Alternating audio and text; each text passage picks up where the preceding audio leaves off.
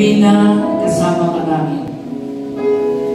Kaya po, Panginoon, na ngayong umaga ay patuloy ka namin palwalhati.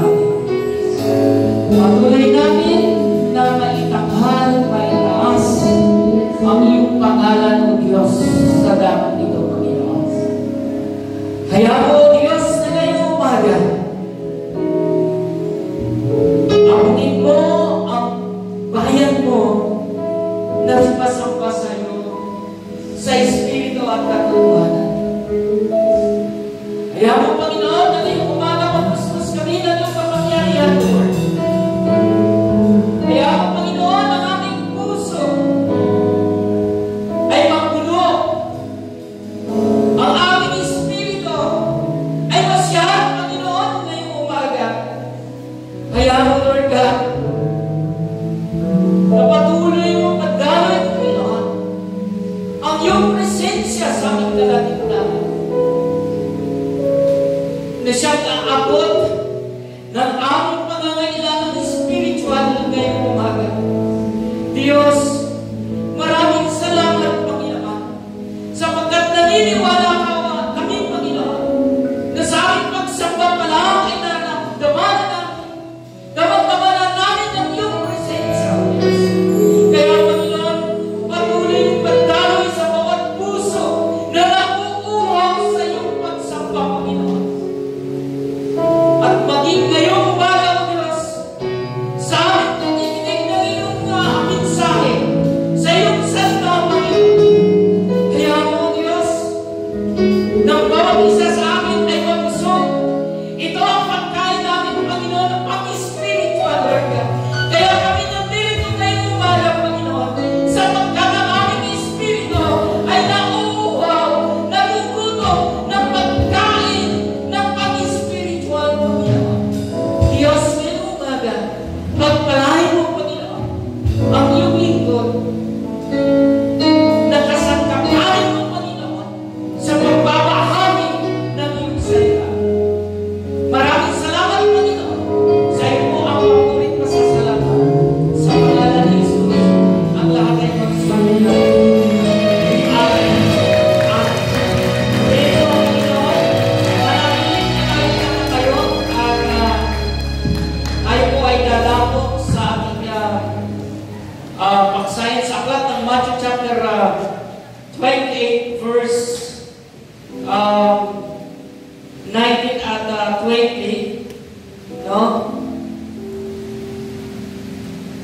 Okay, basa niyo po ba yung ating PowerPoint?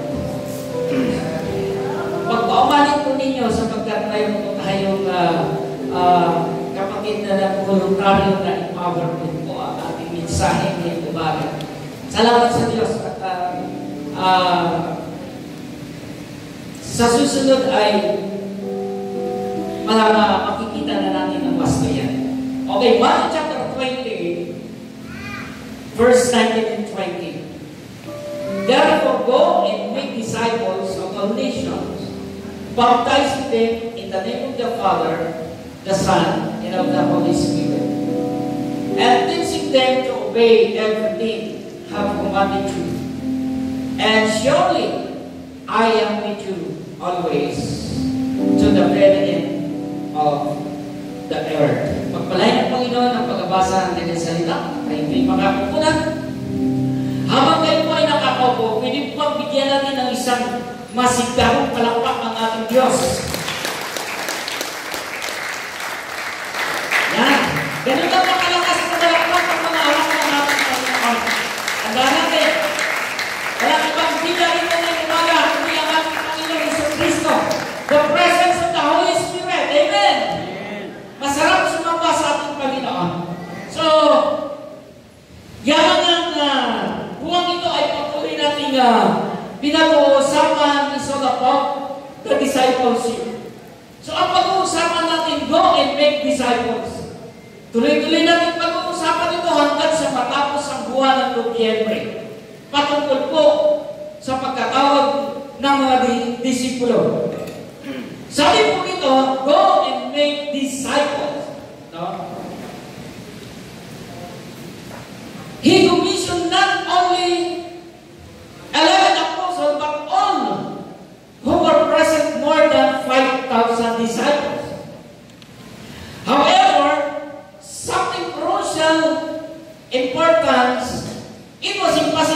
that generation to reach the whole into lifetime.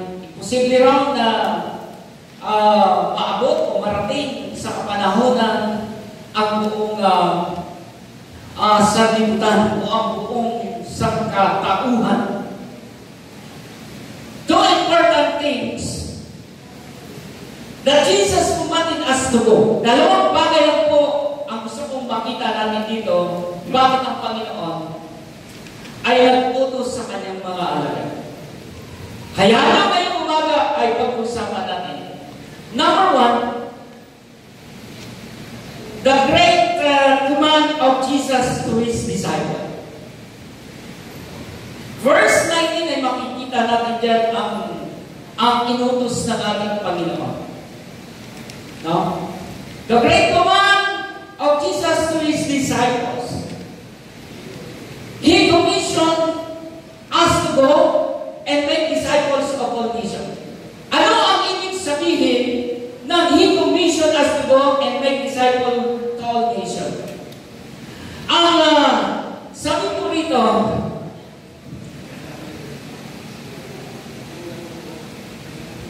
hindi ko pa naman nadala yung aking mahiwagang salamin. So, pasensya ka na.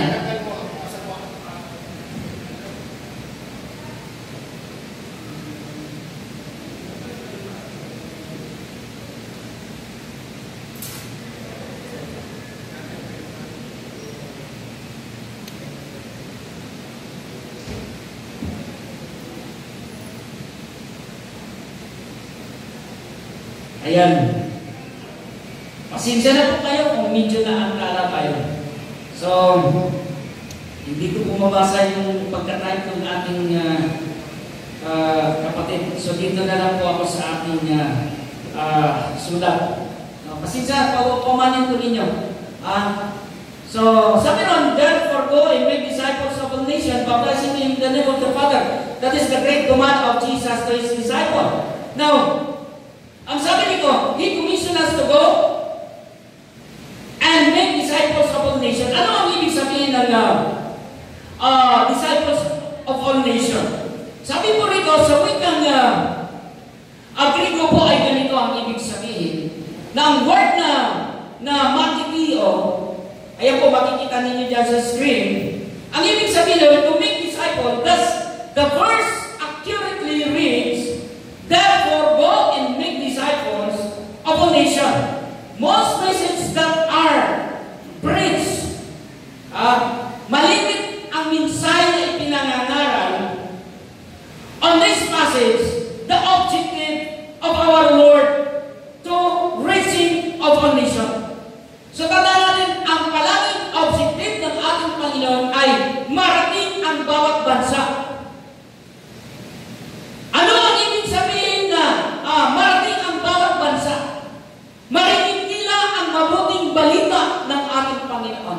The good news of our Lord Jesus. Ang mabuting balita ng ating Panginoon. Now, ang sabi nito, our Lord was not only telling us to go and evangelize. Hindi lamang niya sinasabi na tayo pumunta ron at mag-ibanghilyo. Kundi ang sabi niya, He was not only, He was telling us how to go and how to evangelize. Ito po dapat maunawaan natin mga kapatid. Paano tayo nang pumunta? At paano tayo roon mag-ibanghelyo? Paano makarating ang mabuting balita sa isang lugar kung walang pagdadala? Hello? Andiyan pa ba kayo mga kapatid? So napaka-importante po na mayroong tinatawag na taga-pagbalita. At sino yung taga-pagbalita mga kapatid? Taas na po yung mga anak ng Diyos sa lugar nito na makarami natin. Umaga po doon na po tayo. Praise the Lord. Palapakan natin ang Panginoon. Ito yung sinasabi ng ating Panginoon. How to go and how to evangelize. So tayo nandito ay inakasan, inutusan ng ating Panginoon na pumaroon. Marahil may magtatanong sa inyo, Pastor, paano mo makarating sa Amerika? Nandito ako sa Pilipinas. Well, napakasimple lang mga kapatid. Salamat sa Diyos na nagkaroon ng pandemya ang Pilipinas. Hello? Si Pastor nagpapasalamat pa nagkaroon ng pandemya. Yes! Bakit? Kung hindi dahil sa pandemya, hindi lumaganap ang mabuting balita na ipangaral sa social media. Hello? Sige po, ipalakpak natin yung mga kamay na yan sa Panginoon. Salamat sa Panginoon dahil ngayong umaga, lumawak ang pangaral ng ating Panginoon. Lumawak ang mensahe ng Diyos na narating natin ang bawat dako, ang bawat lugar. Maihatid natin ang mabuting balita ng ating Panginoon. Hello? Andiyan pa ba kayo mga kapatid? Andiyan natin. How to go and how to evangelize. Paano tayo pumunta ron? Kung tayo na dito sa Pilipinas, napakadali lang. I-apply natin dito. Sa ating neighborhood. Sa ating community. Paano ka ba madala ang salita ng Diyos sa lugar na yun at marinig ng mga tao at kanilang maunawaan at makilala ang Panginoong Kristo bilang Panginoon at tagapagligtas na siyang tumawag sa kanila. Mga kaibigan, mga kapatid, sabi sa Bible, marami nang aanihin kakunti ang mag-aani. So tayong lahat ay tinawag ng Diyos. Amen! Tayong lahat ay follower ni Jesus. At kung follower ka ni Jesus, tayo ang tagadala ng mabuting balita ng ating Panginoon. Hello? Sige, tuloy natin ang palapak. Huwag natin kutinin si Lord. He was not only giving his ultimate objective and overriding purpose. Hindi lamang ito binigay sa atin. He was given the methods to use the evangelizing the world. Think about it, mga kapatid. Isipin natin ito ngayong umaga. The word magitio, make disciple. What does the Lord mean by making disciples? Do things within what did. Gawin ka natin ang mga bagay na ginawa ng ating Panginoon. Sangayon ba tayo ron? Ang tanong, mahirap ba? Mahirap? Hindi. Sabi dito, do things within what he did. Kapag ang salita ng Diyos ay sinyermo, hindi po mahirap mga kapatid.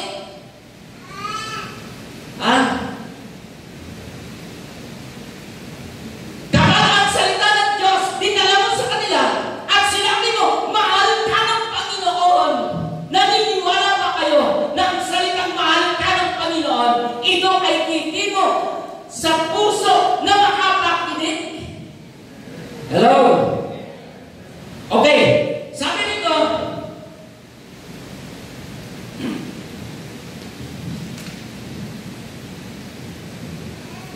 okay.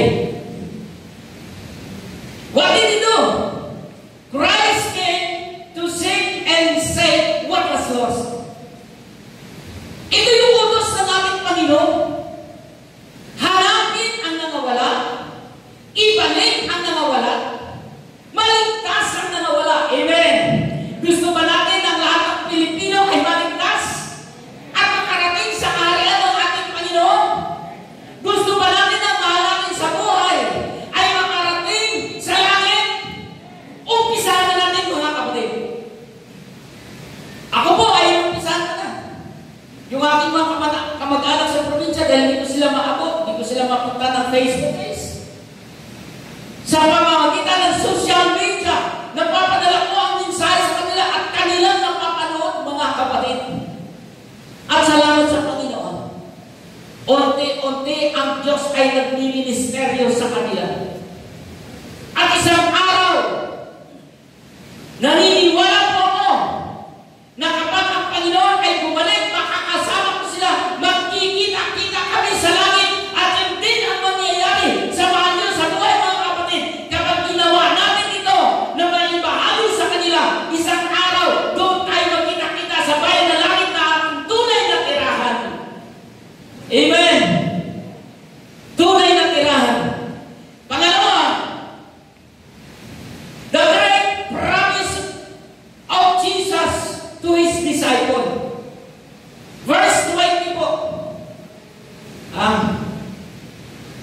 Sabi nito sa verse 20, and teaching them to obey everything I have commanded you, surely I am with you always to the very end of the age. Ito po ay pag-uusapan natin. Gaano ba katotoo, Pastor, na ang Panginoon ay kasama natin? Mga kapatid, kung kayo ay namaligtas na, tiyak 100% na kasama nyo ang Diyos ngayong umaga sa lugar na ito. Hello! Ulitin ko, kapag alam mo na ikaw ay ligtas na, 100% kasama mo ang Diyos sa buhay mo. O ito, sabi niya rito, sa verse 20, kukunin natin itong word na surely. Ano ang ibig sabihin ng salitang surely? Sabi nito, behold, Christ used this striking word to get the attention of His follower. Mga kapatid, ito pala ang ibig sabihin ng salitang surely.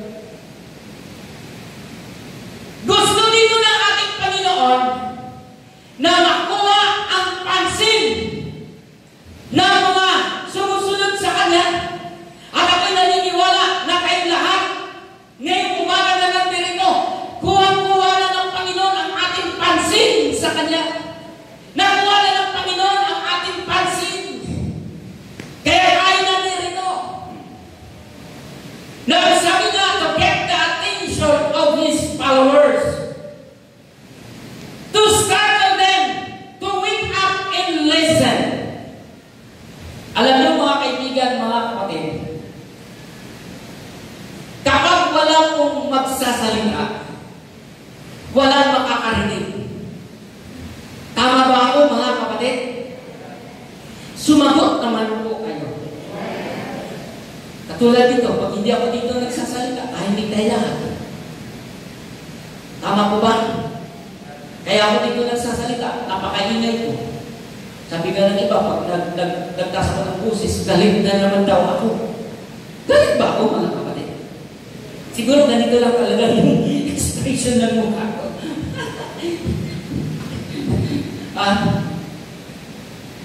So kinakailangan, mayroong magsasalita. Imagine nyo mga kapatid, more than 5,000 ang nakapaligid sa ating Panginoon. Pero nung ang Panginoon ay magsalita, ang sabi niya, surely, I will be with you always. Aba, ang tao ay napansin ang Panginoon. Alam niyo mga kapatid, ang naging problema natin ngayon sa ating bayan, sa ating bansang Pilipinas, marami ang hindi pumapansin sa salita ng Diyos. Nakakalungkot ano? Maraming tao ang hindi na pinapansin ang salita ng Diyos. Alam niyo kung kayo ay nanonood ng mga programa ng iba't ibang church sa YouTube, bihira lang ang maraming nanonood. Promise.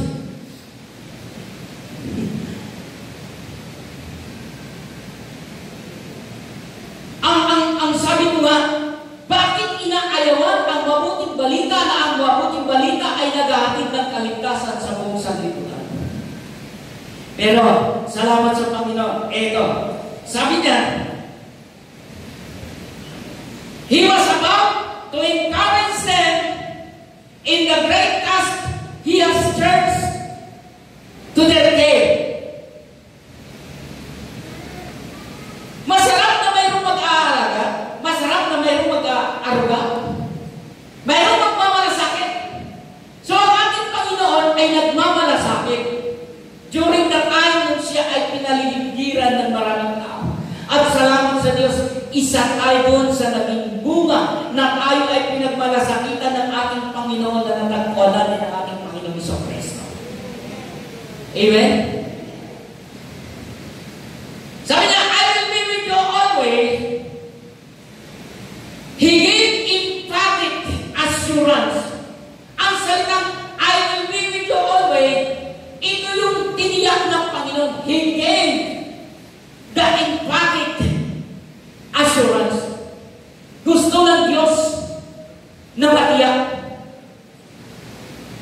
At ito, alam ko, tiyak na tayo na makakasama natin ang Panginoon.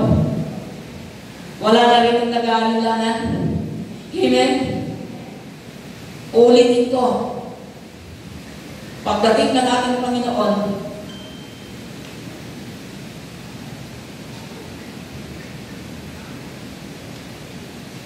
walang maiiwanan.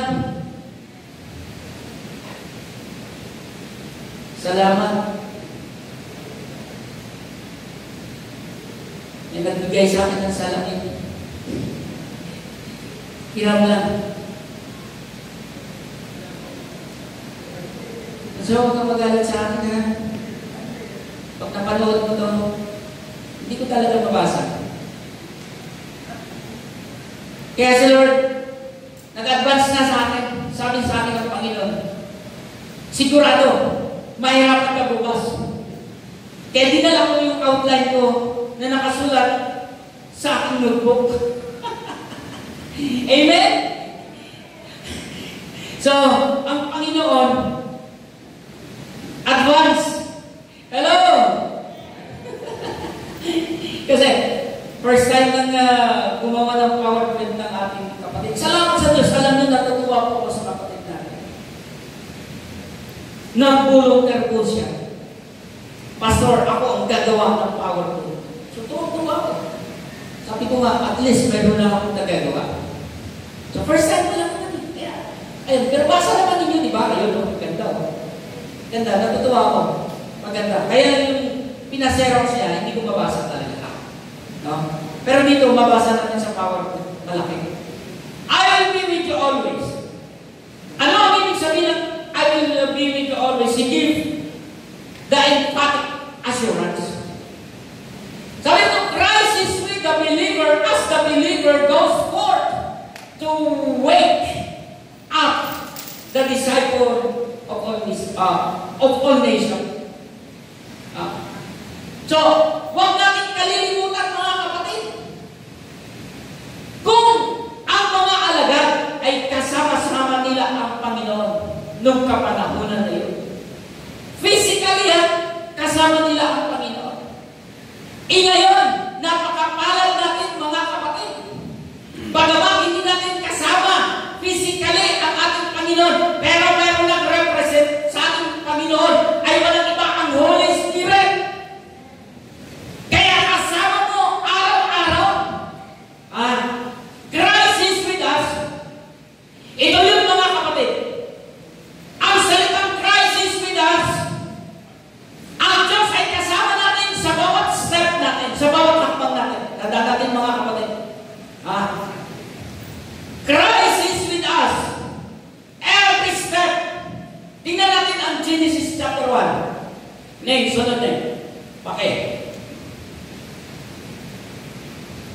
Next name. Yan. Okay. Every step, kasama natin ang ating Panginoon. Yan. Babasahin ko na lang po dito para mapabilis tayo.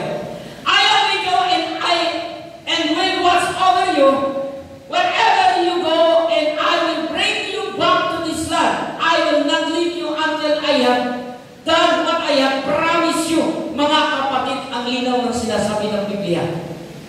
Araw-araw ng hakbang ng iyong paa, kasama mo ang Diyos. Huwag natin kalilimutan mga kapatid. Na paglabas mo ng bahay, pagkakbang mo ng paa, siguraduhin mo na ang Diyos ay nakausap mo. Pastor, paano kung makausap ang Panginoon? Paano kung makausap ang Diyos araw-araw mga kaibigan, mga kapatid, napakadali lang po. Yumuko ka lang sa harapan ng iyong pintuan at sabihin mo, Panginoon, sa bawat hakbang ko ay samahan mo. Kapag sinabi mo yun, mangyayari ba na ang Diyos ay kasama mo? Mangyayari mga kapatid. Every trial, ito maganda to. Ang Diyos ay mahusay, magaling kapag may pagsubok kang hinaharap. Hello. At alam ko, hindi ko na kayo patataasin ng kamay.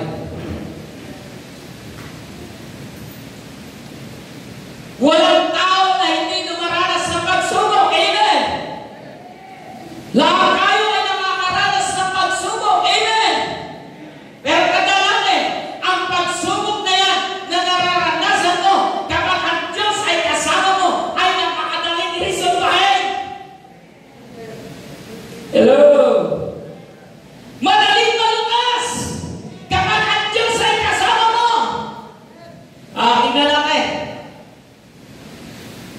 Luke chapter 9 verse 10. When you pass through the waters, I will be with you. Hindi po ako may sabi. Si Lord. When you pass through the waters, I will be with you. And when you pass through the rivers, they will not sweep over you. When you walk through the fire, you will not be burned. The flames will not set you ablaze. Wow! Pero din malungkot. Lagi kong manalangin na may pagsubok lagi dumating. Hello? Sino gusto na pagsubok?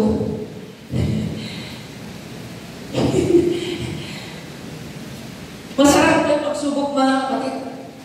Kasi lagi kang malapit sa Diyos. Amen? Si pastor naman.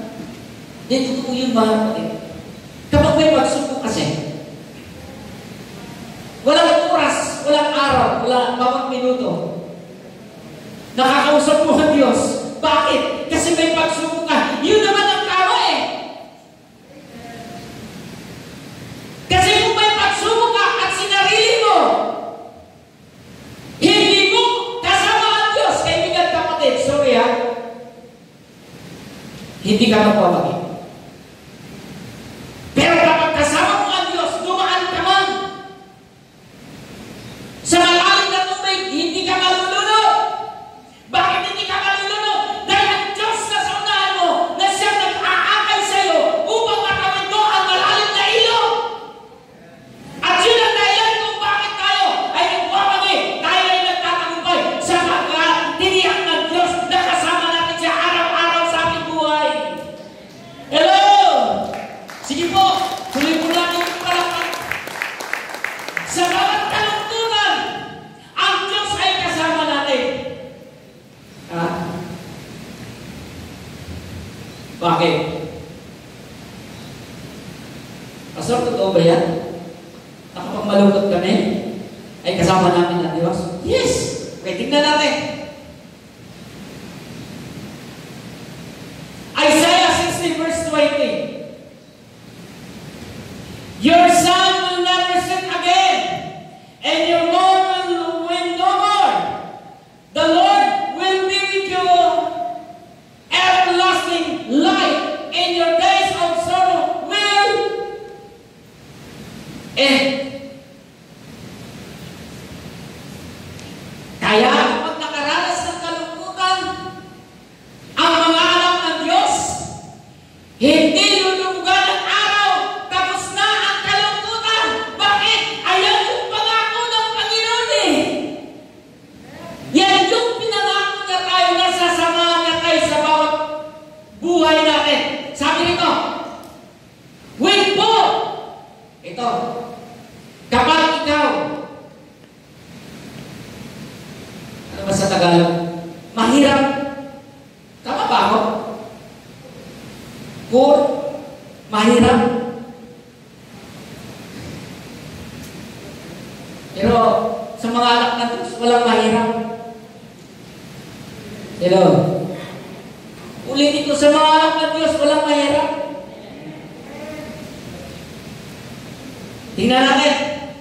Sabi dito, 1 Corinthians chapter 8, verse 9, For you know the grace of our Lord Jesus Christ, that though He was rich, tanda natin mga kapatid, that though He was rich, yet for your sake, He became poor. Mayaman ang ating Panginoon, ngunit naging luha siya. Para saan? Eto. So that you through His poverty might become. Yun. Kaya ang mga anak ng Diyos ay walang mahirap. Ang mga anak ng Diyos ay mayaman. Walang pumalakpak. Sa mga anak ng Diyos ay mayaman. Bakit tayo mayaman?